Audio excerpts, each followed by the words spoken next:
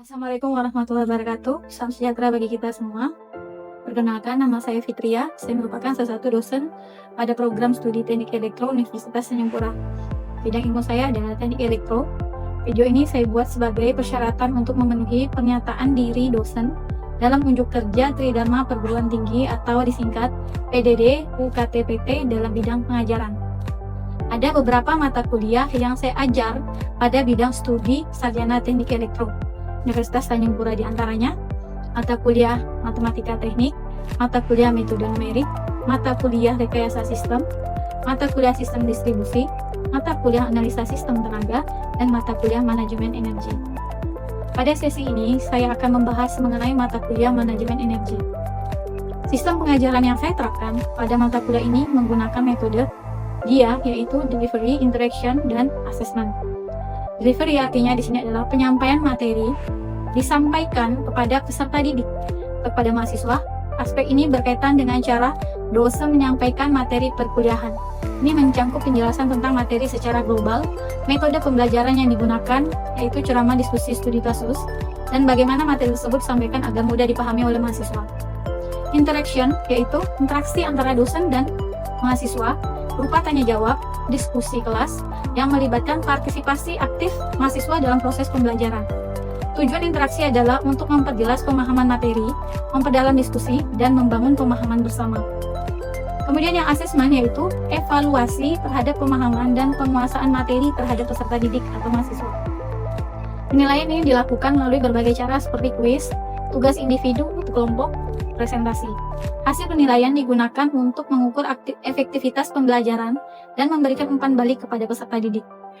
Pada kesempatan ini, saya akan menjelaskan salah satu mata kuliah saya, ini mata kuliah Manajemen Energi dengan bobot 2 SKS yang terdapat pada semester 8. Adapun capaian pembelajaran CPL-nya itu, pertama, CPL 03, kemampuan merancang komponen sistem dan proses dalam bidang teknik elektro agar sesuai dengan kebutuhan, diharapkan mempertimbangkan batasan-batasan realistis seperti hukum ekonomi, lingkungan sosial, politik, kesehatan, dan keselamatan. CPL 05, kemampuan mengidentifikasikan, merumuskan, menganalisis, dan menyelesaikan permasalahan teknik elektro. CPL 06, kemampuan menerapkan metode, keterampilan, dan piranti teknik yang modern yang diperlukan untuk praktek teknik elektro. CPL 08, kemampuan merencanakan, menyelesaikan, dan mengevaluasi tugas di dalam batasan-batasan yang ada. CPL 12, kemampuan pemecahan masalah yang inovatif dan efisien, meliputi identifikasi dan analisis masalah teknis dalam sistem kelistrikan, otomasi, instrumentasi, dan teknologi informasi di sektor industri. Adapun CPMK atau capaian pembelajaran mata kuliah ini adalah yang pertama, mahasiswa mampu memahami teori dasar energi, klasifikasi energi, dan prinsip-prinsip dalam bidang teknik elektro. Yang kedua, mahasiswa mampu mengidentifikasikan dan menganalisis manajemen penggunaan energi serta audit energi dalam sistem kelistrikan. Yang ketiga, mahasiswa mampu menerapkan metode dan keterampilan modern dalam efisiensi energi, konservasi energi, dan diversifikasi energi. Yang keempat, mahasiswa mampu mengevaluasi teknik efisiensi dan konservasi energi untuk mengoptimalkan penggunaan energi. Yang kelima, mahasiswa mampu mengaplikasikan audit energi serta mengusulkan strategi diversifikasi energi berbasis inovasi. Sub CPMK pada mata kuliah ini adalah: 1. Mahasiswa menjelaskan konsep dasar energi termasuk hukum kekayaan energi dan bentuk transformasi energi. Yang kedua, mahasiswa mengidentifikasikan jenis-jenis energi termasuk energi primer, sekunder, terbarukan, dan tak terbarukan. Yang ketiga, mahasiswa menjelaskan prinsip dasar manajemen energi dan perannya dalam efisiensi energi. Yang keempat, mahasiswa menguraikan langkah-langkah penerapan manajemen energi di sektor industri atau bangunan. Yang kelima, mahasiswa menjelaskan prinsip dasar konservasi energi dan aplikasinya dalam industri. Yang keenam, mahasiswa mampu menerapkan langkah-langkah konservasi energi menggunakan teknologi modern. Yang ketujuh, mahasiswa menjelaskan konsep diversifikasi energi untuk keberlanjutan energi. Yang kedelapan, mahasiswa menganalisis potensi sumber daya lokal untuk diversifikasi energi. Yang kesembilan, mahasiswa menjelaskan proses audit energi termasuk pengumpulan data dan analisis. Yang terakhir, yang ke-10, mahasiswa menyusun laporan audit energi yang mencakup rekomendasi perbaikan efisiensi energi. Selanjutnya, deskripsi mata kuliah Manajemen Energi ini adalah: Manajemen Energi adalah mata kuliah yang membahas konsep, prinsip, dan aplikasi terkait penggunaan energi yang efisien dan berkelanjutan dalam sistem kelistrikan dan sektor industri. Mata kuliah ini meliputi teori dasar energi, klasifikasi energi, strategi manajemen energi, efisiensi energi, konservasi energi, diversifikasi energi, serta proses audit. Jadi ini sudah tercover di dalam modul ajar yang telah saya tulis. Buku referensi yang digunakan pada perkuliahan ini ada 5. Yang pertama dari Paul dan kawan-kawan berjudul Innovation in Energy Management and Renewable Resources pada tahun 2013. Yang kedua, Doty dan teman-teman dengan judul Energy Management Handbook pada edisi 8 tahun 2013. Yang ketiga, Smith, Craig, dan teman-teman pada judul Energy Management Principle pada edisi kedua tahun 2016. Yang terakhir adalah buku yang ditulis oleh tim pengajar teknik elektro Fakultas Teknik Universitas Tanjung Pura, terdiri dari saya sendiri, Fitria, dan Iqbal Arsyad, dengan judul Modul Ajar Manajemen Energi pada tahun 2022. Selain itu, saya menggunakan media online untuk mencari topik yang menarik untuk dijadikan bahan diskusi terkait materi perkuliahan dan tugas kelompok yang telah disepakati dari awal. Adapun metode pembelajaran yang disampaikan, yang pertama adalah penyampaian materi seperti ceramah. Yang kedua, ada CBL, Case Based Learning, yaitu pendekatan pembelajaran menggunakan kasus-kasus nyata atau situasi problematis sebagai fokus utama pembelajaran. Yang ketiga, diskusi kelas. Yang keempat, tugas yang terdiri dari kuis dan tugas kelompok. Mata kuliah ini memiliki sebanyak 16 kali pertemuan. 14 kali pertemuan membahas mengenai materi, pemberian tugas yang terdiri dari kuis dan tugas kelompok, dan 2 kali pertemuan digunakan untuk ujian tengah semester atau UTS dan ujian akhir semester atau UAS. Adapun penilaian mata kuliah manajemen energi terdiri dari 4 indikator. Indikator pertama yaitu absensi, kehadiran, dan keaktifan mahasiswa sebanyak 10%. Yang kedua adalah tugas dari kuis dan tugas kelompok yang berkaitan dengan salah satu dari 3 kategori manajemen, konservasi, diversifikasi, dan audit energi yang dilakukan setelah pelaksanaan UTS dengan presentasi per kelompok dengan masing-masing teori konservasi, diversifikasi, dan audit energi pada pertemuan ke-13 sampai ke-15. Persentase penilaiannya sebanyak 30%. Kemudian yang ketiga, UTS penilaiannya sebanyak 30%. Dan UAS sebanyak 30%. Jadi total indikator penilaian itu adalah 100%. Media pembelajaran tambahan dalam mata kuliah ini menggunakan Google Classroom yang bisa diakses secara langsung oleh mahasiswa. Sebagai wujud tindak lanjut setiap pertemuan, memuat bahan pembelajaran, video pembelajaran, forum diskusi, dan tugas kelompok atau kuis setiap pertemuan perkuliahan, dan WhatsApp group untuk mempermudah proses perkuliahan. Baiklah, selanjutnya saya akan menampilkan proses pembelajaran yang dilakukan di dalam kelas. Selamat menikmati. Terima kasih.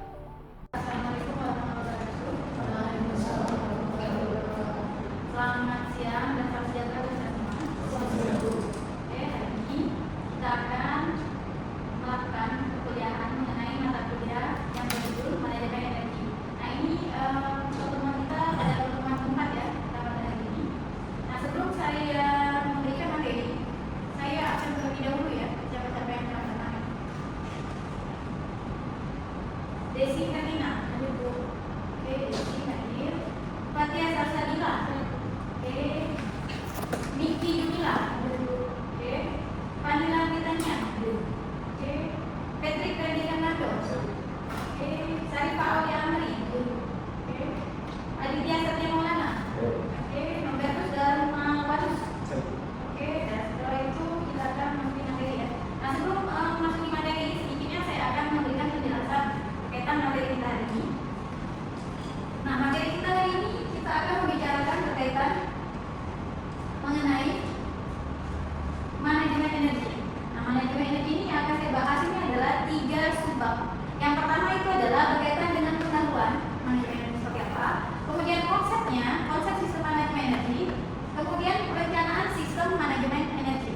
Nah, yang ketiga item ini saya akan menjelaskan. Nah, metode pembelajaran kita yang pertama itu adalah ceramah seperti biasa saya lakukan, kemudian diskusi di kelas, kita berdiskusi bersama berkaitan dengan materi.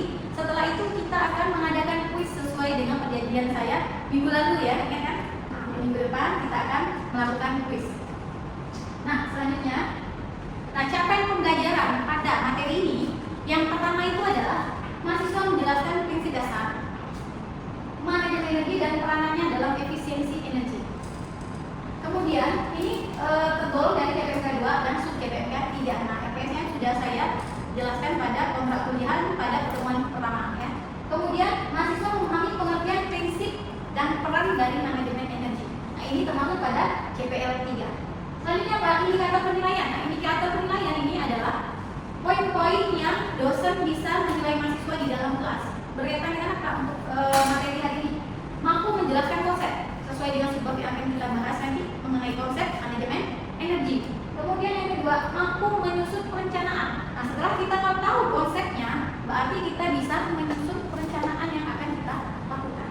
Nah, capaian pembelajaran ini semoga semua ini bisa adik-adik dapatkan. selanjutnya. Nah, referensi yang saya gunakan itu adalah yang referensi utama ini adalah kelima ini ya. Yang pertama dari Pak Guerra dan kawan-kawan berkaitan dengan fashion in energy and management dan renewable energy resources ini Springer pada tahun 2023. Nah, kemudian yang kedua Doti dan teman-teman mengenai energi manajemen, tapi pada edisi yang ke-8 pada tahun 2013. Kemudian yang ketiga mengenai energi manajemen dan conservation handbook. Nah, ini oleh Fred dan teman-teman pada tahun 2008. Kemudian yang keempat itu adalah energi manajemen principle. Ini untuk edisi yang kedua tahun 2016 oleh Smith dan teman-teman. Nah, yang terakhir ini adalah modul ajar yang telah saya buat bersama Pak Iqbal, tim dari mata kuliah manajemen energi yang telah saya berikan ke adik-adik soft filenya pada awal perkuliahan. Ini berkaitan dengan modul ajar manajemen energi ini telah saya keluarkan pada tahun 2022. Nah, ini adalah bukunya yang telah saya kirimkan ke adik-adik ya. Jadi itu dipelajari karena di dalam modul tersebut sudah ada saya memberikan materinya, terus ada juga studi kasusnya, kemudian ada juga yang terakhir evaluasi dari setiap bab yang telah dijelaskan. Oke, baiklah. Nah, kita akan berbicara pertama-tama itu adalah berbicara mengenai pendahuluan apa? Manajemen energi. Nah, menurut adik-adik, manajemen energi itu apa? Menurut pandangan ini kan secara teoritis. Nah, sekarang menurut pendapat, coba ada yang bisa berikan penjelasan? Mungkin manajemen energi itu seperti mengelola energi agar lebih efisien. Oke, bisa. Ada pendapat lain berkaitan dengan manajemen energi ya? Silakan itu. Suatu sistem yang dibuat untuk memaksimalkan agar mencapai energi yang lebih efisien. Oke, sama. Oke, bisa juga. Ada pendapat lain mengenai manajemen energi? Tidak masalah, kita akan berdiskusi. Jangan takut untuk mengungkapkan pendapatnya. Silakan dari pendapat sedikit. Menghemat penggunaan energi. Oke, bisa satu lagi. Satu pendapat lagi. Siapa yang bisa? Ya, silakan mungkin. Menurut saya itu jadi dulu yang mempelajari tentang bagaimana suatu energi dapat diminimalisir agar tidak Oke, jadi semua pendapat adik-adik itu sama ya. Maksudnya semua pendapatnya itu berbeda-beda, tetapi intinya tujuannya itu sama, yaitu mengenai penghematan. Nah, jadi secara teoritis itu adalah sistem terstruktur. Nah, kenapa di sini dibilang sistem terstruktur? Karena yaitu mengoptimalkan penggunaan energi melalui perencanaan, terus mengenai pemantauan atau monitoring, dan yang terakhir adalah pengendalian. Nah, kenapa pengendalian? Karena kita bisa mengendalikan. Misalkan kalau contohnya tuh kita berbicara listrik ya, kalau kita bisa manajemen, kita akan melakukan terjadi penghematan. Nah, penghematan tadi kita bisa mengendalikan apa? Kos yang kita keluarkan untuk setiap bulannya. Itu inti dari sebuah manajemen. Jadi intinya itu adalah outputnya mengenai penghematan. Nah, selanjutnya program perencanaan dan sistematis dari sebuah manajemen itu adalah pertama adalah perencanaan, kemudian pencatatan, pengawasan, nah kemudian evaluasi, kemudian langkahnya itu adalah dengan audit energi. Nah, sebenarnya saya akan mengingatkan adik-adik lagi berkaitan dengan manajemen. Manajemen energi ini sebenarnya dia itu ada 3 kategori. Kategori pertama yaitu adalah konservasi energi. Yang kedua itu adalah diversifikasi energi. Yang ketiga baru kita akan melakukan audit. Ini sebenarnya ini adalah pencabulan dari manajemen energi. Nah, apa itu konservasi? Apa itu diversifikasi? Apa itu audit? Saya akan jelaskan sedikit nanti dari materi tersebut. Nah, sebelum kita berbicara mengenai 3 kategori tersebut, kita harus tahu sebenarnya tujuan manajemen itu seperti apa. Nah, tujuan yang pertama itu adalah kita mengefisiensikan energi, tetapi dengan catatan kita mengefisiensikan energi itu dengan mengurangi konsumsi, tetapi tanpa mengorbankan produktivitas. Itu maksudnya seperti apa? Misal kita mengurangi penggunaan energi listrik, tetapi tidak sampai energi listrik itu membuat kita tidak nyaman. Contohnya, misal adik-adik misalkan mau belajar pada malam hari, jadi dibutuhkan sebuah penerangan ya kan? Nah, sebuah penerangan itu dibutuhkan itu selayaknya untuk belajar, bukan juga lampu yang kecil, ya kan? Biasanya kan ada juga lampu meja gitu ya kan? Atau misalnya lampu di kamar ada dua, misalnya lampu kuning dan lampu putih. Nah, jadi kalau untuk belajar itu menggunakan lampu putih biar apa? Biar nyaman kita untuk membaca, mengerjakan tugas, ya kan? Membuka laptop dan segala macam yang lainnya. Nah, kemudian apa? Kita selain itu kita juga perlu kenyamanan di kamar. Kita butuh apa? Kondisi ruangannya enak, saya bisa menghidupkan kipas angin, atau misalnya ada AC bisa menghidupkan AC. Nah, dalam konteks ini efisiensi energi kalau seandainya adik-adik misal tidak berada di kamar, misalnya untuk kuliah kan, berarti adik-adik tidak ada di kamar kan, nah, sebaiknya di kamar itu peralatan listriknya itu dimatikan. Kenapa? Nah, itulah konteksnya itu untuk efisiensi energi. Bukan waktunya diperlukan tetapi tidak digunakan. Nah, itu bukan konteksnya. Makanya konteks dari efisiensi energi itu adalah mengurangi konsumsi energi tanpa mengorbankan produktivitas. Nah, di situ jadi ada pahami. Karena tujuan manajemen energi yang paling optimal adalah efisiensi energi. Selanjutnya apa? Selanjutnya itu adalah pengurangan emisi karbon. Nah, mengapa terjadi pengurangan emisi karbon? Ada yang bisa menjawab? Adik, bisa? Adik? Pengurangan emisi karbon? Mengapa terjadi pengurangan emisi karbon? Karena tujuan dari ini kan untuk meningkatkan efisiensi, sehingga salah satu itu ada pengurangan dari emisi karbon. Oke, bisa. Ada lagi yang lain? Katanya? Ada yang bisa menambahkan?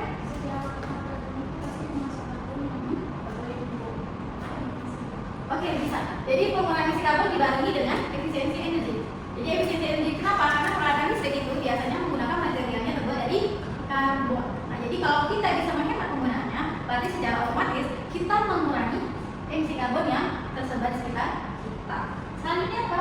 Selanjutnya adalah kita mendapatkan penghematan biaya. Penghematan biaya operasional. Ya. Nah, jadi ketiga tujuan manajemen energi ini adalah yang akan kita dapatkan kalau kita telah melakukan manajemen energi. Nah, yang tiga komponen ini yang tadi saya jelaskan mengenai konservasi, mengenai diversifikasi, dan mengenai audit. Nah, kalau misalnya konservasi itu adalah apa maksudnya? Itu adalah dia merupakan tindakan pengurangan penggunaan tanpa mengurangi produktivitas seperti dari efisiensi energi. Nah, itu adalah konservasi energi. Nah, kemudian apa maksud dari diversifikasi? Diversifikasi adalah pemanfaatan EBT. EBT tahu kan di sini ada apa? EBT? Energi baru terbarukan. Nah, sekarang kan lagi maraknya apalagi kondisi kita di Kalimantan Barat, itu kita memanfaatkan tenaga surya atau PLTS-nya. Roadmap-nya sebenarnya apa? Ada 4. Ada initial assessment, ada desain proses, ada evaluasi peluang, dan terakhir adalah implementasi integrasi ke struktur. Nah, kalau initial assessment, ini fokus utamanya itu adalah pemetaan. Pemetaan kebutuhan energi spesifik organisasi. Jadi kita akan memetakan kebutuhan energi. Misalkan kalau misalnya kita merencanakan lagi-lagi, kita misalnya contoh. Jadi kalau misalnya kita melihat segala sesuatu, kita ingat itu contohnya yang sederhana dulu. Contoh sederhana itu misalnya instalasi. Nah, pemakaian instalasi itu tergantung dari fungsi ruangan. Kenapa saya bilang kan tergantung dari fungsi ruangan? Karena kita menginstalasi sebuah kamar, pasti beda kita menginstalasi dari sebuah ruang tamu, ya kan? Karena fungsinya beda. Kamar itu fungsinya untuk peristirahatan. Kalau ruang tamu fungsinya untuk apa? Untuk berkumpul keluarga bisa, untuk menerima tamu bisa. Jadi konsepnya kita beda. Nah, ruang tamu kita tidak mungkin mendesain itu banyak stok kotak, ya kan? Karena ruang tamu itu untuk berkumpul keluarga, untuk kita menerima tamu, ya kan? Kadang-kadang juga untuk beristirahat sejenak setelah kita melakukan pekerjaan, ya kan? Nah, itu kita tidak banyak kita desain stok kontak di situ.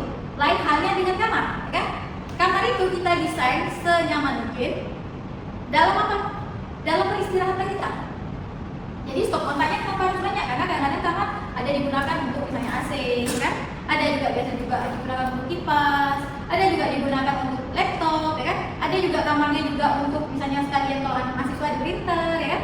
Selain itu ada lagi biasanya TV dan sebagainya. Tergantung dari fungsi ruangan. Nah, jadi sebuah perencanaan kita harus tahu apa? Pemetaan. Pemetaan di sini adalah kita harus tahu lokasi kita atau desain kita itu untuk apa? Apakah untuk sebuah bangunan komersil, atau bangunan perkantoran, atau industri, atau untuk rumah tangga, ya. Jadi itu semuanya perencanaan itu beda, tergantung dari apa yang ingin kita lakukan perencanaan. kemudian analisis resiko. Resikonya misalnya kita melakukan analisa, kalau kita menanya seperti ini, resiko nanti yang akan didapatkan apa, gitu ya. Selanjutnya penilaian reputasi perusahaan. Jadi kalau misalnya lingkupnya besar, lingkup dari sebuah instansi. Jadi kalau misalnya kita berbicara mengenai sebuah industri, nah industri ini akan berkaitan dengan pemerintah. Nah jadi dia akan melihat penilaian reputasinya perusahaan di mata pemangku kepentingan. Selanjutnya adalah identifikasi peluang bisnis. Nah ini selalu pasti. Kenapa? Dia harus tahu peluang bisnisnya yang telah direncanakan itu seperti apa. Apakah cukup baik? Apakah baik atau masih di bawah batas normal? Nah jadi kita lakukan perencanaan terlebih dahulu. Selanjutnya pada tahap kedua, nah setelah kita melakukan perencanaan, baru kita mendesain. Berarti biasanya ini kan kalau desain kita sekarang, kalau misalnya pada sebuah rumah ada desain interior ya kan. Nah desain interior itu apa? Untuk mempercantik rumah tersebut, walaupun rumah tersebut misalnya luas ruangannya itu kecil, dengan desain tertentu menampilkan rumah tersebut menjadi lebih luas dan lebih nyaman ya kan. Itu tergantung apa? Tergantung desain kita. Nah desain ini berkaitan dengan apa? Pertama kita berkaitan dengan data konsumsi energi 3 tahun terakhir. Kalau kita mendesainnya, misalnya kita ingin mendesain atau meredesain, jadi kita mendesain desain yang setelah ada, kita akan mendesain yang menjadi lebih baik lagi. Kalau kita desain baru, kita tidak perlu dengan konsumsi. Nah, prinsip suksesnya apa? Pertama, komitmen pimpinan tertulis. Jadi segala sesuatu itu harus ada seperti komitmennya. Komitmennya itu tertulis pada sebuah kertas dengan template tertentu atau dengan persyaratan dan aturan tertentu. Kemudian apa? Tujuan tempur per levelnya telah ada. Selanjutnya alokasi dana. Nah, dananya juga sesuai dengan apa yang akan mau gitu ya. Kemudian mekanisme reward. Mekanisme reward ini pengakuan tim energi. Nah, jadi kalau misalnya di perencanaan itu pasti ada sebuah tim. Kalau tim itu sukses dalam sebuah perencanaan sesuai dengan apa yang dikehendaki, maka akan ada sebuah reward atau sebuah biasa ada sebuah penghargaan, ada sebuah misalkan diberikan misalnya semacam dana begitu. Untuk apa? Karena pengakuan tim energi ini telah sukses melakukan keempat tahapan tadi sesuai dengan keinginan perusahaan tersebut atau instansi tertentu. Nah, bagaimana kalau berbicara mengenai strategi green logistik? Nah, kalau strategi green logistik di sini ada 4. Yang pertama itu adalah transportasi ramah lingkungan, seperti kereta api, jalur air, kemudian optimasi rute dan beban kendaraan, juga. Kemudian jaringan korporasi terintegrasi. Yang selanjutnya adalah teknologi informasi yang canggih. Nah, bagaimana dengan kebijakan pemerintah?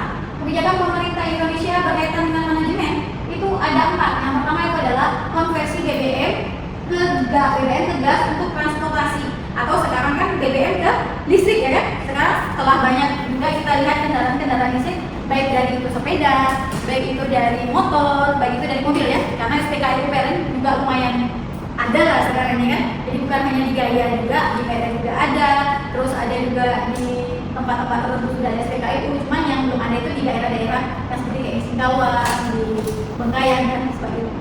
Kemudian apa? Larangan BBM subsidi kendaraan pemerintah. Nah jadi tidak ada lagi misalnya BBM subsidi kendaraan pemerintah. Selain itu juga sekarang kan kita mengisi BBM pakai barcode ya. Kalau misalnya sesuai dengan jenis kendaraan ya kan. Kalau dulu kan mau jenis kendaraan tertentu boleh menggunakan bensin ya kan. Atau sekarang kan udah Pertalite kan. Nah sekarang kalau misalnya jenis kendaraan tertentu yang tidak sesuai dengan misalnya peraturan dari Pertamina, itu tidak bisa menggunakan Pertalite lagi ya kan. Menggunakan Pertamax. Kemudian apa? Penghematan listrik di kantor pemerintah. Kenapa? Karena telah melakukan manajemen energi yang tadi saya katakan tadi. Selain melakukan penghematan juga dia menyebarkan kayak sosialisasi atau spanduk-spanduk atau stiker-stiker kecil untuk sebagai pemberitahuan ke pegawai yang ada di dalam pemerintahan tersebut. Nah kemudian apa? Penghematan listrik di kantor sudah. Kemudian penerangan jalan hemat energi. Nah ini maksudnya penerangan jalan hemat energi apa? Penerangan jalan hemat energi. Iya benar. Jadi pemanfaatan PJU itu dengan menggunakan PLTS. Jadi paling tidak dia mengurangi dari penghematan energi atau biaya yang dikeluarkan.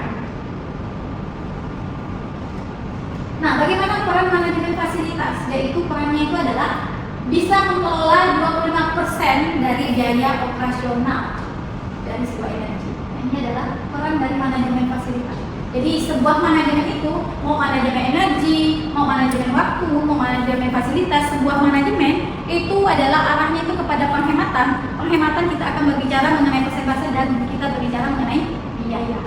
Ini adalah contoh strategi misalnya sertifikasi energi, integritas manusia teknologi, optimasi penggunaan gedung. Oke, sampai di sini dulu materi yang tadi saya telah jelaskan berkaitan mengenai hari ini. Ada 3 item apa hari ini, materi hari ini? Yang pertama, pendahuluan dari manajemen energi. Yang kedua apa? Konsep manajemen energi. Yang ketiga, yang terakhir, perencanaan dari sebuah manajemen energi. Nah, sesuai dengan janji minggu kemarin, kita hari ini ada kuis. Oke, keluarkan handphone masing-masing. Nah, kuis itu sudah saya berikan link kuisnya. Kita